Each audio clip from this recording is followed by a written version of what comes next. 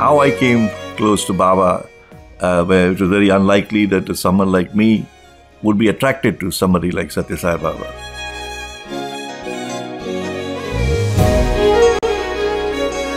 I came into contact because of my eldest brother, who sadly has passed away in the year 2000.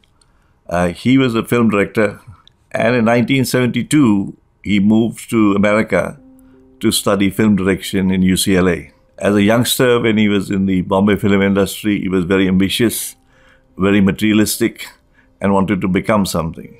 But when he went to the United States, an experience occurred where he met Mr. Ravi Shankar's nephew and had the good fortune of meeting Ravi Shankar, who used to come and give sitar performances to Baba.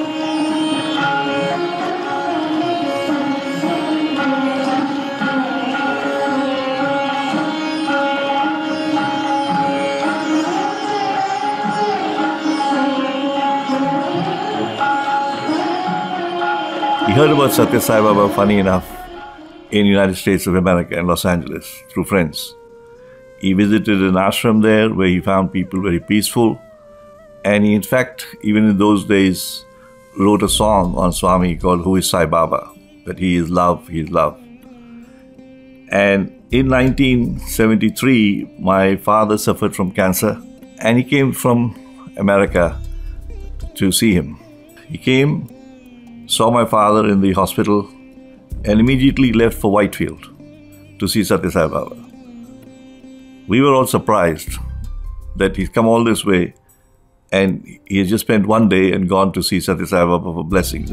And we had a neighbor of ours who had a guest. They were Muslims, they were Khojas, and their niece had come from London, and she had polio and was touring India. My brother told us stories of Sathya Sai Baba, and they listened as well. And he gave us a book called The Man of Miracles to read. And my brother said, look, if you really want to know, you've got to act. Go to Bangalore and see him. Don't just form an opinion with what I am saying. So my neighbor's daughter said, Nazleen, Dilip, if you come to Bangalore with us, we would like to see this person. And I thought to myself, you know, if what my brother says, Sai Baba cures people who are handicapped, who are blind, who are others, if he can help this poor girl, it will be good, you know. But then, just as those thoughts came in my mind, she said, Dilip, don't come because I'm not expecting Sai Baba to make me walk, because I'm quite comfortable with my polio. But the only thing was she was with the polio girl, she would walk with difficulty. So the three of us took a bus. So 24 hours later, we ended up in Bangalore. A friend of mine gave me his bungalow to stay, so we stayed comfortably. We came to Whitefield. And I was amazed when in those days, there weren't many people in Whitefield. There were 2 rows from the beginning of Baba's house to their gate. People would line up and Baba would walk in the middle.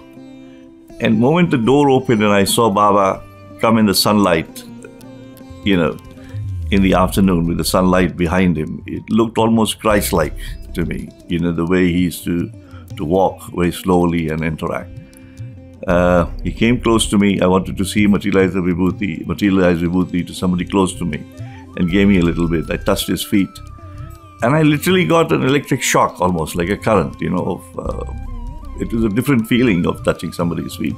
In fact, you won't believe it, that night we slept in Whitefield. The 3 of us slept in a newspaper, you know, because we were so inspired with the whole atmosphere. And then on the last day, they said to me, we want to do some shopping in Bangalore. So if you don't mind, we won't come. You can go, you know, if you want to. I said, yes, I don't want to waste time shopping and anything. I will go. So I'm on the train to Whitefield, and there's this American gentleman sitting opposite me. And I said hello to him, and he said hello. And we started chatting, and I said, where are you from? Like every Indian does, we always ask people, even if we don't know. And he said, I'm from Los Angeles. So I said, oh, my brother is from Los Angeles. He said, what's his name? And I said, Chandra. He's known as Chandra to you lot, but to us as Gulu. He said, oh, he was here in March, you know, just a few weeks back.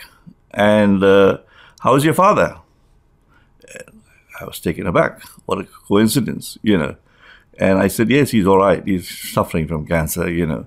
And then we started chatting. And then he said to me, are you coming in May for the summer course of 1973? And that was the second year of the summer course. Baba had done a summer course in 1972. And I said, what is this summer course? A lucky few, about maybe 100 boys and 100 girls are selected, and they stay in the ashram. And from morning to night, you are in the close supervision of Sathya Sai Baba, and there are lectures. So if you're lucky, you will get in. So I said, how do I get in? And he says, well, if you're lucky, you'll be called for an interview today. Just pray to Baba. So we were sitting underneath the tree in the morning darshan. And both of us, and I've got my flower shirt on with my long hair. And this American gentleman is sitting there with his long hair. And Baba comes, and I'm praying to Baba, Baba, I want to come to the summer course. Please call me. And suddenly Baba comes to us, I open my eyes, and he said, you hippie, go in. So I turned around to my brother's friend. Now hippie, you would say to an American, you won't say to an Indian a hippie, So I said to my brother's friend, I said, oh, you're lucky. He's called you for an interview. He said, no, he pointed to you. So we were arguing whether we pointed to. And Baba turned around, which is very unusual because he moves fast away, and he turned around while we were arguing. And he said, not the American, you Indian hippie, you go in.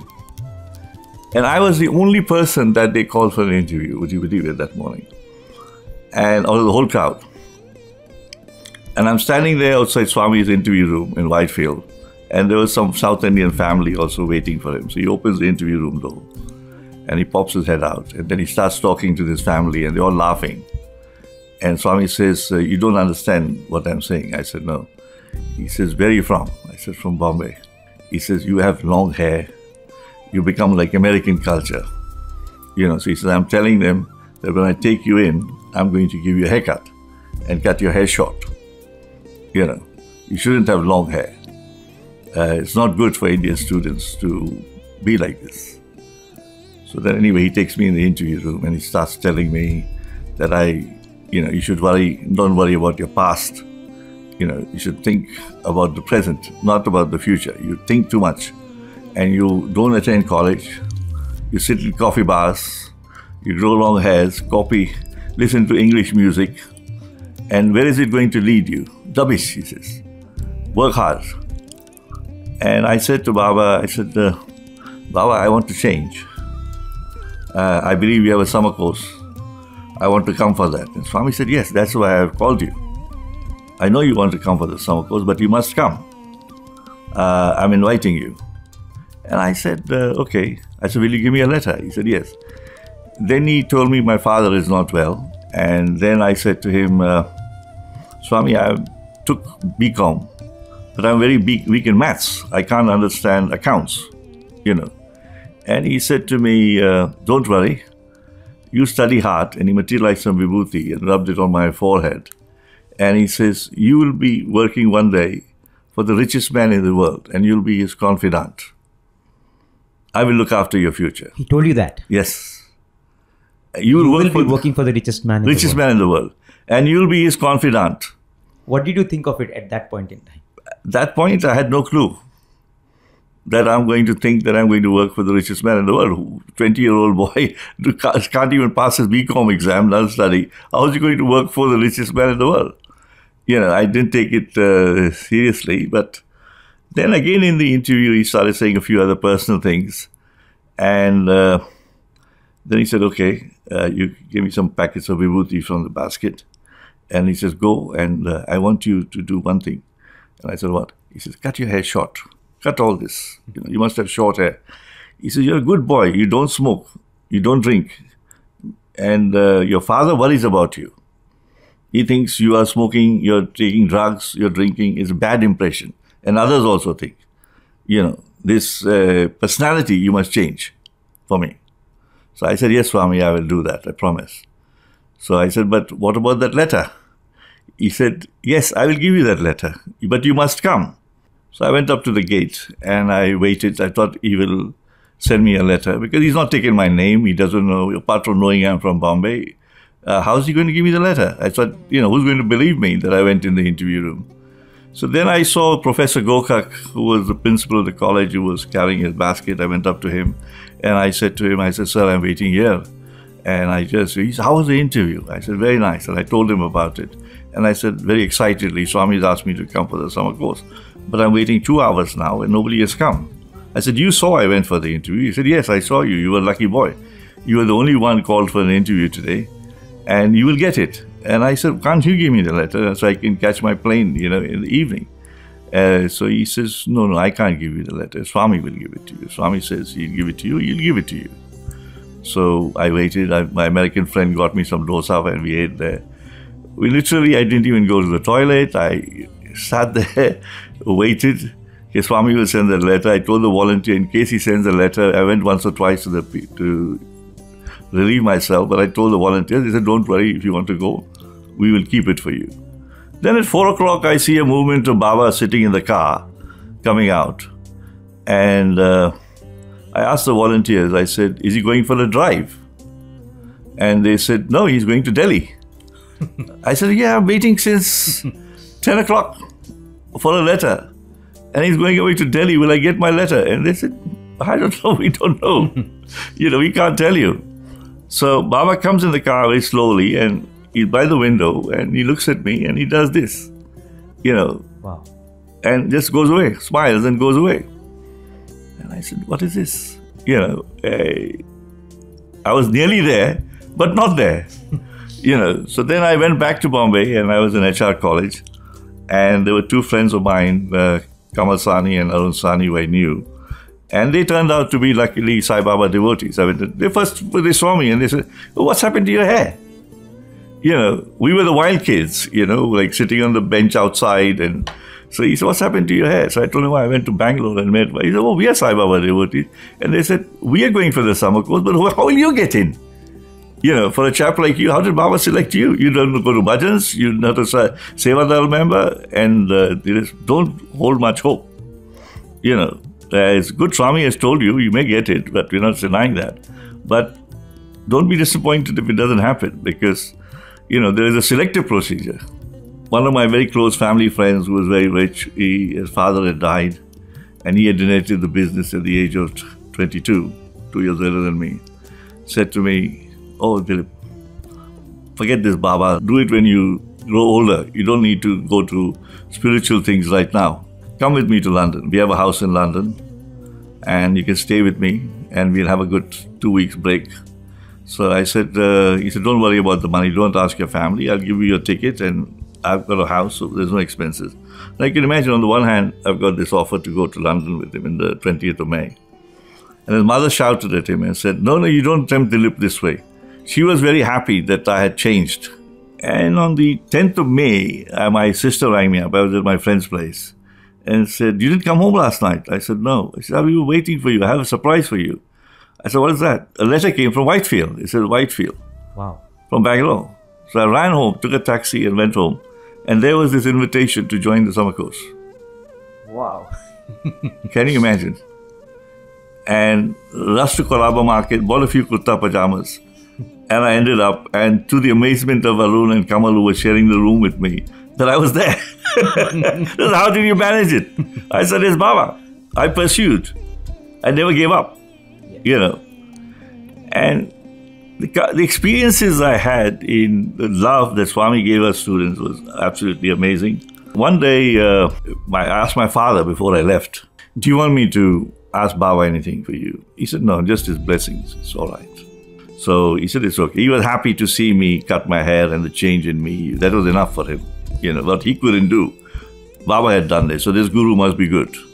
So I wrote a letter to Baba. And I said, I'll keep my letter. So if Baba wants to take my letter, he would take it. And in that I wrote, my father is ill and he's suffering from cancer. And nice if you can give some prasad or some blessings to him. But it so happened, for 10 days, I could not give this letter. So one day I thought to myself, I'll go in the pandal early at 4 o'clock after tea. And Baba would sit in a chair in the middle of the stage, and I would go and sit next to the chair in the front row and occupy that seat. So when he would come to give his evening lecture, he would sit in the chair, listen to bhajans. and I would have a chance to have the letter in my hand. So he would just take it, And I'm going inside, and funny enough, Baba was coming out of the same section. So I stopped. And he came up to me and he said, very worried. Problem? So I took out quickly the note and gave it to him. I said, Swami, my father is very ill. I would like prasadam. And he said, you sit there. He pointed at the place where I wanted to sit near the chair. And he took the letter. He said, you sit there. I will give prasadam. So I'm sitting there, the bhajan starts, nothing happens. Baba comes, he sits in the chair. He just looks and very blankly and goes up on the stage. And he says, before, if you see the summer course, he used to say poetry before he began the lecture. And in that poetry he said, when you are a young boy, all that matters to you is playing, toys, games. Nothing matters, to you. Then you grow a bit older, your youth, and then you want love. Then you get married, and then you think of your wife and you take your children. Then you grow old, and then now nothing in the past can make you happy. Nothing in the future can make you happy. At that stage of your life, your body is weak, you get diseases, and you begin to think, my past, what I've gone through is not giving me happiness. There is no future apart from the sick, that to die. And this body is also not helping because it is crumbling in front of my eyes. How do I cope with this body? And at that time, somebody says to you, or you think yourself, and you remember God. Now, God can't help you at this stage. You should have started when you were young, when you were strong. And if you had that faith, then this is just an inevitable result of your death. Your death would have been peaceful because you would realize that your body will transform to this stage and why it is happening. And you would have been better prepared because at that time, to be physically fit. And he turned around to me, he looked at me, and he said this, write it down. I went back and I wrote this in a letter to my dad, and I sent it to him. The exact incident, what happened, how I was struggling for 10 days, and how Baba told me this, and what he said. I didn't say that this was for you, to my dad, but I said, this is the prasadam my father gave, Baba gave. When I got back from Puttaparthi and I went to see my dad, he was in his literally last few days of life. He was breathing very softly, hard. His lung cancer had spread. And I went up to his room in Breach Candy Hospital. And my dad looked at me with great pride. He says, you've changed, he said. I'm very happy. But I'm glad the Sai Baba has transformed you. And then I said, Dad, I sat next to him. I said, did you read the letter I wrote? He said, yes. He said, that's my life. And now I have to die, son. And he held my hand. And he said, never ever leave Sathya Sai Baba.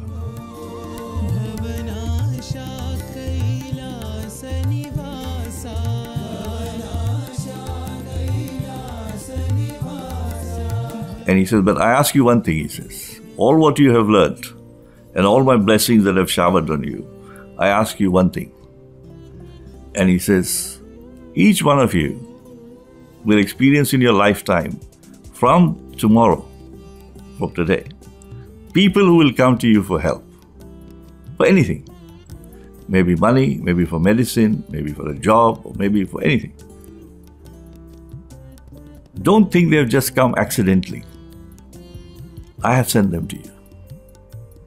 And if you are whether you are in a position to help them or not, you just begin the journey to try to help them. That's all I ask. Because I have sent them to you, and I'm going to use you as a medium to fulfill their desires. And if their desires are fulfilled, don't have ego that you have done it. I have done it. I had a job to go to America, which I didn't get my visa for, so I was very disappointed. So I came to Puttaparthi in July of 75. And I was very fortunate to be picked again for an interview. And in the interview, I asked Swami, I said, I had a job offer for America, and I didn't get a visa. He says, yes, I know. You go to London. In December, you will go to London. Swami blesses you. And then I came back, and my friend whose family I told you about, who offered me, they were very wealthy. Baba said, don't go to America. He wants me to go to London. He said, oh, that's easy. You want to go to London? We'll send you to London. We have an office there. And that's how I ended up in London in 75, December, as Baba had predicted, And in my experience from 1976 to 2021, I have met many people who have come in my life who have asked for help. And I've always followed that principle of helping them. And 95% of them, what were sometimes impossible tasks, were done, literally. And I had a major operation in June where the doctor literally told me of hernia, I have a 50%. He said, prepare yourself. You might not wake up in the operation theatre, I can tell you honestly. And when I went in the operation theatre, I just prayed to Swami.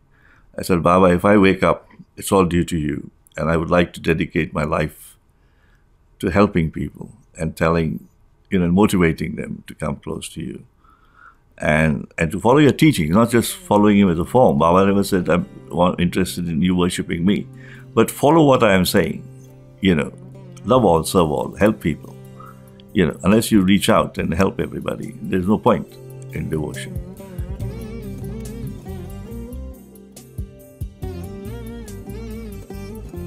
Swami, in my own personal life, come through various forms, in a way. I mean, I'll give you two incidences which happened in my life, which are till today where I've seen really, in some form, Swami has come in my life to test me or to help me. One was in 1999 when I was in Bombay and I was very ill. It was Diwali time, there were a lot of firecrackers and pollution was bad. I had very bad sore throat and infection and a very high temperature. And I couldn't even get out of my hotel room. I was sick. And my wife said, come back to London. What are you doing in the Taj, sitting there, I said, well, I don't think I can catch the plane. She said, no, just be brave, at least come home, You'll be better off here. So I took the plane that day, went to London. And when I reached, my office rang up, senior treasury guy. And he said, Dilip, oh, you're back? I said, yes, sir, but I'm very ill. He said, no, please come. There's a very important document for you to sign. It's our 31st March balance sheet and we have to send it to India. So you are the official signatory. And you come there and then you can go back. If you want, I'll send you a car. I said, no, I'll take a taxi and come. I won't drive, I'll take a taxi and come. So I went to the office and we had the office on the 20th floor. And then normally when I would visit our city office, I would come down and there was a concierge there. And he was very friendly with me and I used to get on well with him. And he would just go outside. Before I could come down the escalator, he's already called a taxi for me outside. And that day when I'm ill, when I need this chap, he's not there. He was not on duty. So I got out of the office and I turned right to the traffic light. And I see a black taxi, London taxi coming in the distance. So I stopped it and I get in the car. And this driver has got Sai Baba's bhajan on, called Manasa Bhajare Guru Charanam, in a London cab, which is odd. First of all, an Indian chap. You don't get many Indians driving black taxis in India. It's a very white people dominated society. You might get a few blacks, but not Indians. Indians used to drive black cabs, private cars, mini cabs, what they call them. They're not licensed for black taxis.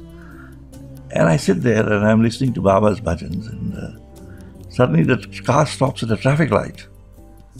And this chap says, excuse me, he says, sir, I hope the bhajan is not disturbing you. And I said, no, it's okay, I'm enjoying it. He said, but do you mind if I eat a sandwich? Because it's Moram. And I have to break my fast. I said, I'm very glad. I said, Sai Baba teachings are with you. Because he's very secular. He said, oh, you heard of Sai Baba? I said, yes. I've been very fortunate to meet him. I said, have you met him? He said, no, I have not met him, but I've heard of him from my friends. And I like his bhajans, so I listen to it. And only when I know some Asian people are there, I put it on and I listen to it, So I said, okay. So then I told him to take it to I told one of my friends I was very close to, the Muslim friend of mine's here. I said, I'll have lunch with him, just before I go home. So I said, take me to Hyde Park. And He took me there and we were talking about Baba. I'm telling you about my experiences with Baba and everything. And very patiently he's listening. And then he stops the car. And my friend's office was on the opposite side of the road on the first floor. And I rang him up. I said, come down, when I ring you up. So he saw me come in the cab. And I got out of the cab, I'm walking there, and this car is still waiting there, And I said, why isn't he moving, And then suddenly I see this taxi driver calling me, So I went up to him, and he pushed the window down, and he says, you're not well, are you? You're very sick, are you? I said, yes, I am very sick. I've got a very high temperature and I'm not well. So he said, don't worry. He literally, swear on Swami, he pushed out his drawer and he had a mandir, like Mata's picture and Lakshmi and goddess and all of that. And he took out a tika and he put it on my forehead. And then he took out a thread, like this thread I have, one of these threads, and he started saying a mantra and put it on my hand. And he said, don't worry, by this evening you'll be okay. I said to myself, this is crazy. What is happening over here? London taxi driver ringing bhajans, then he's carrying a mandir, he's giving me a tika. I'm not in a temple, he's striking me a daga. I don't even know this chap. And then he went off. So my friend who was standing there, I said, across the road, and I said, Zia, did you see me talking? He said, yes. I said, is there a tika on my head? He said, yes. I said, is there a string on my head? I said, am I awake? He said, yes. Then I told him the whole story. He said, man, Dilip, you go through crazy things. Yeah, but I believe you because you're a man of miracles, I used to share a lot of stories of me with Baba. It's maybe Baba helping you. So we went for lunch, we had a lunch. And suddenly we were chatting and we were talking other things. And I suddenly realized, I don't think so I'm warm anymore. Wow. I said, I'm all right. He said, yeah, I couldn't believe that you're ill. You've been talking non-stop. I said, yeah, but I had very high temperature. I said, it's gone. And then when I went home, I said to my wife what happened. And she said, let me, you're all right, but let me check your temperature. Check my temperature, it's normal. I said, it's amazing. So one incident I must tell you is in 1975, when I was going to London, two of my brothers were already in America at that time. And I was the third one to go after my father's death. My other brother, who then subsequently, many years later, moved to San Francisco, he was also a very strong Baba devotee, became. And then I went to London, I got married, I started doing well, I would come. And then my brother was working in those days for 500 rupees a month. Space was maybe today's equivalent 20,000, but that time it was very little. What was a graduate get in Bombay? So I would tell him, you also leave. Don't spoil your career, look at me. And my mother also told him. So then he applied for a green card, he got a green card. And but even then he wasn't going. And he said, okay, I will go if Swami tells me. So I said, how is Swami not going to come and tell you here, man? You got to go to Puttaparthi. Don't be stupid now. And if you're lucky, Swami will call you for an interview. And then you can decide. So he came to Puttaparthi and he was very fortunate. He got an interview. Baba called him. And in the interview, he said to Baba, I've got a green card. And Baba said, very good, go to America, to him. And he said, but Swami, my mother, you always said you must look after your mother. And I can't leave my mother alone. He said, don't worry, your mother is my mother. Your mother will be all right. I promise you that I will look after her. He got his answer, So he came to London, he went to America, ended up doing very well. And my mother survived for 25 years, living in my father's house, healthy, except that she was diabetic. The doctor who would come to see her every day, he was one of the top diabetic specialists. He became a family friend. Literally, he used to eat in my house like a son every day with my mother. He would come and check her out. His wife used to come, kids used to come, knowing that my mother is alive. And my mother used to joke with us, you all useless people have gone, I've got a doctor as a son. You all were worried. In the daytime, there was a nurse who would be with her. The servants were there. We would speak to her on the phone. She was very happy. Absolutely. When Swami said, I will take care of her. And you take care of her. not even one day she went in the hospital. Not one day she was sad. She was entertained by the servants day in and day out, and they were very loyal right up to the end, And, she only asked us one thing, that please look after my staff after I die, which we have done. That they are my sisters and family. So, I would say love all, serve all, help everybody.